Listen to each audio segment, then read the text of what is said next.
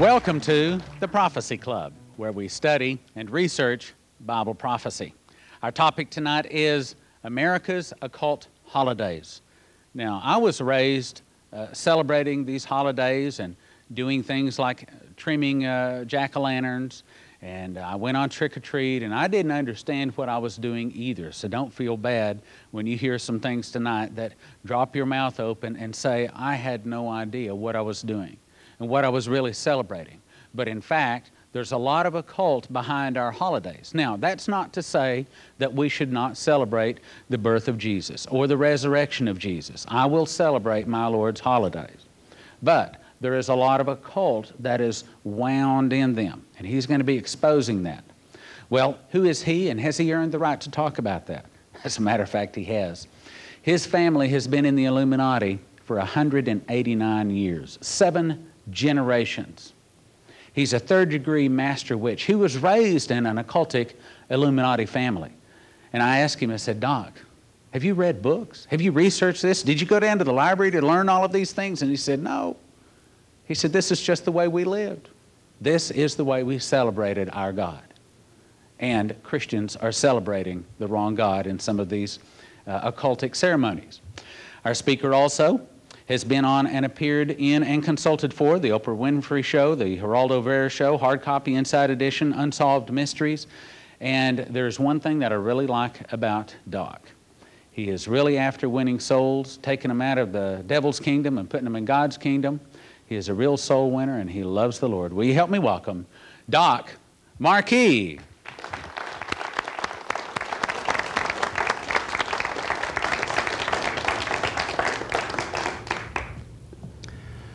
Many of us normally celebrate various holidays thinking that they're Christian or that they're American ones and that there's nothing wrong with them. What we are going to learn tonight is going to startle most of you. Hopefully it'll challenge you. If nothing else, this information has been kicking up a lot of dirt. I'm not kidding. I have seen reactions that I did not think was going to happen. I am talking about where people literally, I tell you, you'd almost think that they were going to get into a fight over this. But then again, as Christians, we're not supposed to be standing still anyways. We're supposed to be moving and serving the Lord. Now, I'm going to give you the very short version of how I got into the occult to begin with. When I say short, I'm not kidding. I have a ton of materials I need to present to you people. When I was 3 years old, I was brought to my dedication ceremony in the Illuminati. Now, this is not unusual. Many people here in the Christian community, you will take your children, you'll bring them to your various churches, your denomination, what have you, and you'll offer them up to God, correct? Well, in the occult world, they're doing the same thing, except they're offering their children up to Lucifer. Now, this is nothing unusual. It really isn't. For the occultists, this is a normal practice. When you look at anything in the occult, all you have to do is compare it to the Bible. You're going to find out just about everything in the occult was either reversed or perverted from the Holy Scriptures. In the end, you're going to find out that Lucifer has never had an original idea yet. All he did was create a war and think he was going to become God, and we all know what happened then. For the next 10 years, I was put into what's known as the outer court. Now, this is best understood as the Illuminati's version of a seminary. This is where you're taught all the rites, the rituals, the 8 nights of human sacrifice, spellcasting, alchemy, so on and so forth. So by the time I was 13, at the end of another ceremony, this was my initiation ceremony now, they brought forth a book that was made out of lamb's hide. It's known as the Book of the Dead in the occult. They brought forth a quilled feather and then a ceremonial knife called athame. They sliced my arm wide open, passed me that quilled feather. I had to dip it in my own blood and sign my new occult name in this book. This made me one of them. Now, isn't it interesting how in the book of Revelation we find out that in heaven there's an angel signing our name in the Lamb's Book of Life? Again, just another occult counterfeit. For the next 4 years, I was going through the ranks like all other Illuminists, to where by the time I was 17, I became initiated as a High Druid priest, or what's best understood as a third-level witch or a master witch. At that point, it gave me authority over a particular region. Now, a region is a governing area in which, in this case, the third-level witch had full authority over. We had a little bit more than 1,000 illuminists within this area at the time. A year and a half later, I went into the United States Army under orders from my bosses in the Illuminati. Now, this was not my idea.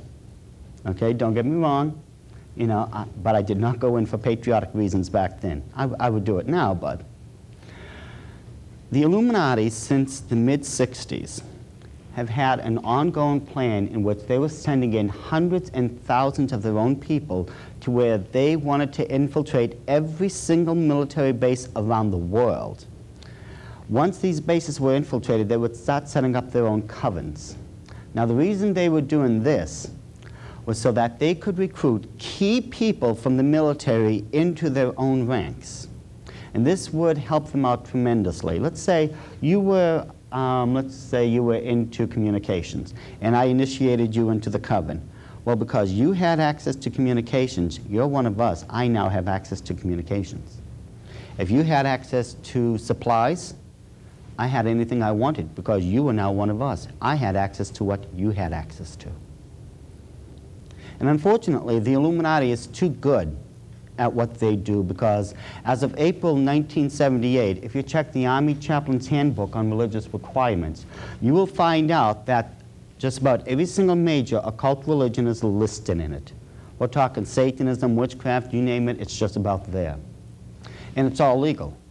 They're federally recognized, they have tax exemption, they have priesthood status, and it's all perfectly legal to be practiced on every single military base throughout the world now. And you know, there's nothing we can legally do to stop it. Of course, we weren't going to be told that this is what was really going on, but nevertheless, they did it.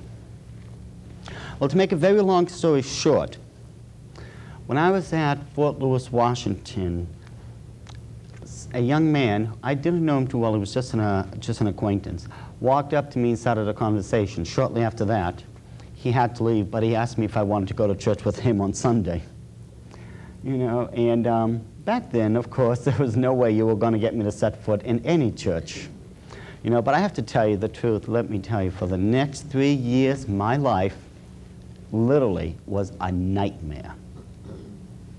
Because no matter where I went, and no matter how far I went, there were some born-again Christians just waiting to witness to me. You know? I mean, they were falling out of the trees, jumping out of the bushes, and I am not kidding when I tell you this. This is the truth. I actually saw one jump out of a moving vehicle once to try to witness to me, but I ran faster that day than that Christian did.